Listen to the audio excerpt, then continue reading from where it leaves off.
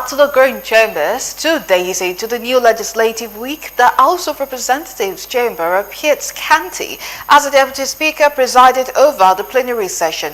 During the proceedings, lawmakers focused on key national issues, notably the abandoned $35 million Modular Refinery project in Bras Bayelsa State 4 years after substantial financial commitments were made by the Nigerian Contents Development and Monitoring Board (NCDMB). The House mandated the committees on petroleum resources, midstream and downstream, and legislative compliance to investigate the circumstances surrounding the $35 million expenditure, noting the absence of any visible progress to justify such an investment.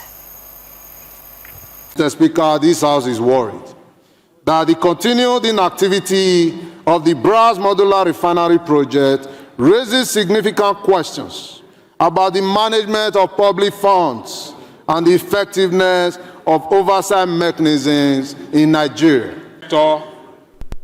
Is the economic nerve of our country, that is the oil sector. Attempts have been made to continue to improve this sector, but you find out that those of us in public office appear to be setting this country back. Nigeria is an oil-producing country, but if you check among the Committee of Nations in the same boat with our country, you find out that we are in a sorry state.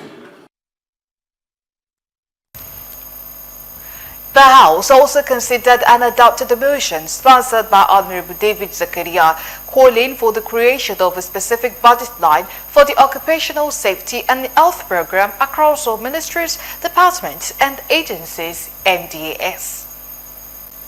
Concerned that the current envelope budgeting system does not provide a specific line item for OSH, thereby limiting effective implementation of the occupational safety and health and exposing workers to avoidable risk, injuries, and fatalities.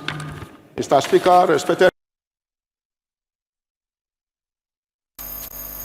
In another development, lawmakers urged the stoppage and mitigation of risk associated with the use of hazardous pesticides across the country.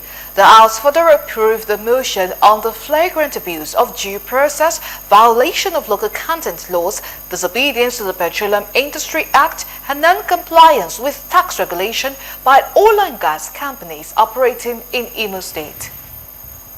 On saying that 70% of suicides in Nigeria involves the ingestion of highly hazardous pesticides, such as diglovus in snipers.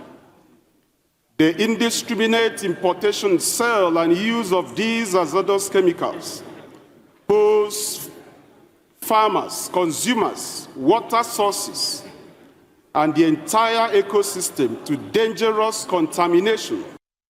Also concerned that the continued neglect and infringement of these laws, if not urgently addressed, may lead to violent protests that could threaten national security, destruction of critical oil and gas infrastructure, disrupting production and harming the national economy, and a breakdown of law and order in the oil-producing regions of Imo State. That over 80% of Nigeria's aviation and technical workforce obtain their professional and advanced training abroad.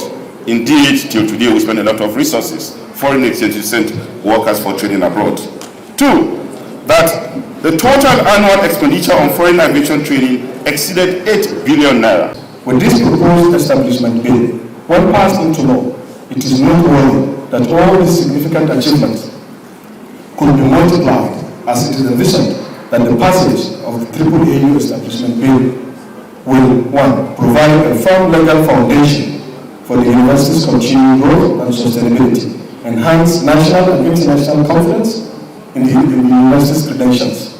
We have enough institutions to do that, but this is the time for us to begin to look at specialized universities that deal with certain aspects of national growth and